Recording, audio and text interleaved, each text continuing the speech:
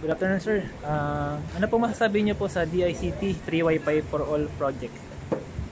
Magandang hapon po, sir. Ako po si Marlon Colorado Balde sa Municipal Planning and Development Office. Ang masasabi ko po sa DICT Free Wi-Fi, napakaganda po. Malaking tulong po para sa amin.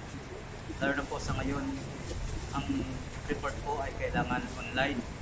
Kaya po kailangan po namin ng mabilis na internet access para po makapag-upload kaagad ng mga data na kailangan ipasa or i-post.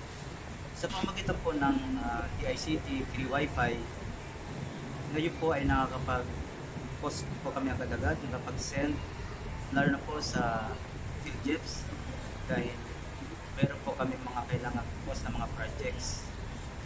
Dahil po sa pamamagitan po nito ay daglian kami nakakapag-post. Kaya tuwang-tuwa po ako na mayroon pong DICT Free Wi-Fi dito sa aming bayan dahil napakalaking tulong po. Kaya ako po ay lubos na nagpapasalamat dahil sa pamamagitan po nito nakakapag-digit kami kagad, nakakapag-post ng mga data. Maraming salamat po.